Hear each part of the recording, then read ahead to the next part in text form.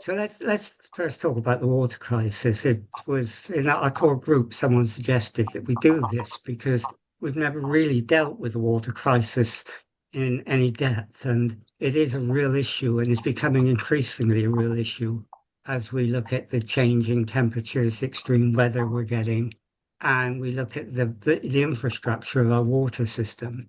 And so we've got with us today um, Eric Valentine, who is a visiting professor in Newcastle University and was a Professorial Fellow at Charles Darwin University in Australia. And he was also the last chairman of the Foundation for Water Research, which is really great because clearly he knows a great deal about water. So, Eric, I'm really pleased you're here today. So let me ask you first, Eric. I mean, you've had a long lifetime studying water and you've been to various places like in Australia, Newcastle, and so on. And you have seen how the climate has changed, how our infrastructure's got worse. What's made you to believe throughout your life and your career that we are beginning to face a water crisis? Well, thanks, Francis. My career is now 50 years long to date. And I guess I could go back to the 80s and say that when I was living and working in New Zealand, you could observe things that were changing at that time. And it became more and more apparent through time that climate change was a big issue in terms of water supply, rainfall, and so on. So I've been convinced for many years, and it's been a great disappointment in my life and my career that we haven't been able to convince the politicians much faster to take some notice of it. But it's becoming ever more apparent, that there are issues with climate change, rainfall, frequency, duration, intensity, etc., etc. It's a global problem, isn't it? I mean, I gather that some estimates are that our freshwater supply or our demand of fresh water by 2050 will exceed the supply of water by 40%. Now, from a global perspective, how serious is that? Well, actually, it's not 2050, Francis, it's 2030. That statistic is a global one, and it's rather more urgent than the 2050 makes it sound, I'm afraid. Well, there are already many areas in crisis. The conflicts over water are, there are many of them. Even within India itself, there are 25 scraps going on, issues across the country about water.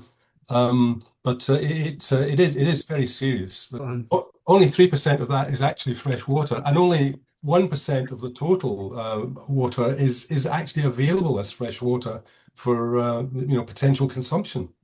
So it's a very small fraction of the total global water body.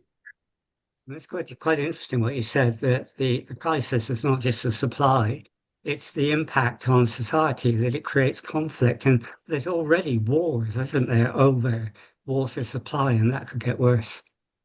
Indeed, and the potential for that is quite enormous. I mean, the state in certain parts of Africa, I mean, you could actually put the Somalian conflicts down largely to water and Eritrean problems as well. But the Chinese are damming the upper what is the Brahmaputra in China.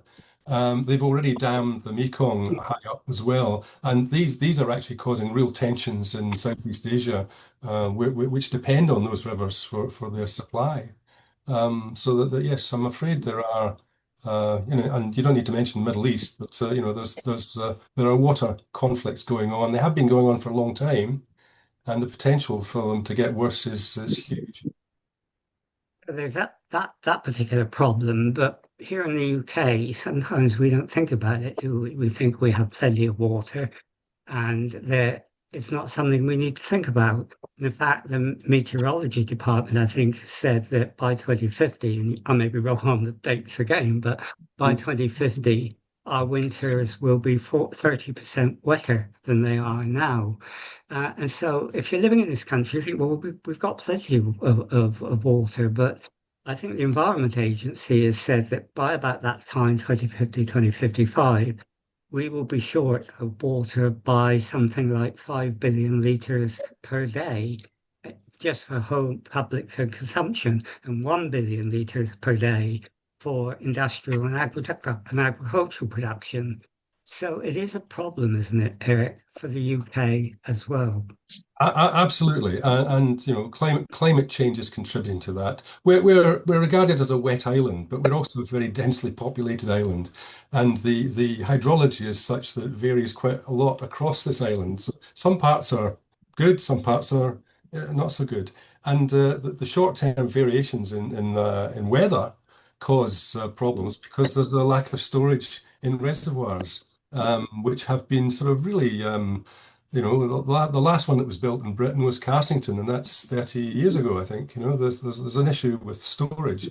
There's also an issue with leakage in the networks, and that actually constitutes quite a large loss. So, given the short-term variability of weather and the demand by large populations, yes, we are looking at problems. I mean, you mentioned leakages, and that's an infrastructure problem. And I read today that leakages cost us something like 3.3 billion litres per day. And if we're going to be short by 5 billion litres per day in 2050, 2055, there is a big issue that we could deal with, isn't there? Absolutely. And water companies may be claiming that they've been looking at this for a long time, but they haven't made an awful lot of progress, in my opinion. And it is my opinion. I can't back that up across the country.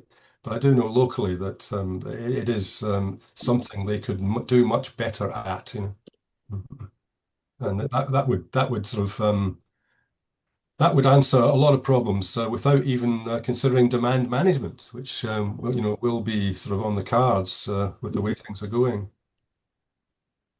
An infrastructure problem, but is there other problems as well, like population growth and climate change? And obviously, we're interested in climate change. So, I mean, if you can tell us something about how you think climate change will impact on our water supply, that would be really, really good. Yes, I mean, we talk about rainfall intensity and more frequent storms. I'll have to go back in there. The gaps between those in terms of droughts are actually quite serious, and that's where the need for storage comes in. So the climate change aspect sort of drives both ends, the dry and the wet, and to more extreme conditions, which needs managing, and that's something that hasn't really been addressed because, as I say, the last reservoir that was built was 30 years ago. I know there are some being constructed now in the south, but they're relatively small local issues, and they're needed, but more may be needed. And of course, the population in these areas is really not very keen on having them. So there's a social issue to grasp as well. It's not just a problem, isn't it, about the quantity of water, it's also the quality of water as well, because agricultural pollution, industrial pollution, sewerage in rivers is a real problem. That's a growing problem, isn't it? And that's to do with the way that it's managed, but it's also, to do with a number of other things as well. I mean, how important is it to deal with the quality of water as well as the quantity? Well, extremely important. Water supply is generally well treated when it's handled and put into the network. But if you're dealing with a lower quality to start with, then that's going to be more of a costly exercise in terms of treating it. But it is quite an issue in terms of well, let's treat the water supply first. You have to have the availability to be able to treat it. People imagine that the cost of water is related to the cost of treatment, and that's actually true. But it's the quality in the water bodies, the rivers and lakes, that has deteriorated. Suddenly, in the early 2020s, there seemed to be a big drop in the water quality, and a big increase in spills. And I think one of the reasons for that sudden apparent increase was the fact that measurement happen. Prior to that, there wasn't enough monitoring going on, and the sort of the event data monitoring that's available now, if you look at the Environment Agency's numbers, it suddenly jumps up in the sort of about 2022, partly because of the measurement, but it's also jumped up because of population increase, development, and more use of water for other reasons, industrial reasons, even just cooling a data center is consuming water in a way which is rather strange because it's not reused often. Many aspects like that. Okay, a lack of regulation probably as well. Okay, so we have this problem. By the way, can I just tell everyone that comes on, if you could mute yourself, please, so you don't come on the screen until, we open it up. That would help a lot. Okay, so we have the problem of quantity and quality. What do you think we can do about it in the UK to tackle both the quality of water and also to tackle water pollution, the quantity of water rather, and also to tackle water pollution? Well, one of the great sadnesses I have of my time is the fact that combined sewer outfalls have not been properly addressed. So we're spilling pollution into water bodies that might be reused as abstraction points. But I think above all else, regulation has not been properly applied. The law hasn't been applied in terms of by the regulators, and that's sort of that faults many, including the Environment Agency. Um, there's a need to upgrade sewage treatment works, and that hasn't happened. That's both for capacity of the sewage volume that they're treating and for the quality.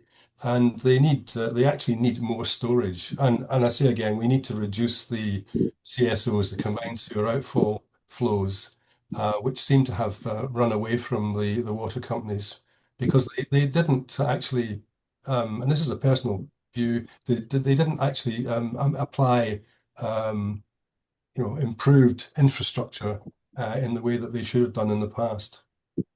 I mean, finally, basically, you think we're not doing enough at the moment, both nationally, through government, through industry, and ourselves individually as well. Well, individually, that's something we can address. The demand management may, in fact, force the reduction in availability per capita. But you get to extreme situations in some parts of the world where desalination is regarded as the norm. In the Gulf, that's how they get the water. In Australia, there are backup systems which involve desalination in Sydney and Perth. And ultimately, in this country, we may need to consider transfer schemes, which is going to cause quite a lot of social upheaval in certain places if it's muted. I mean, in the northeast of England, we're quite happy that Kielder Reservoir, which is was the largest reservoir in Europe in its time, was over-designed, apparently, so that the supply is actually sort of much more secure than it is elsewhere. That is also part of a water transfer scheme, which is never used to take water to the Wear and to the Tees for industrial reasons. But there will be pressure for water transfer schemes elsewhere, I'm sure, to alleviate the problems in difficult areas.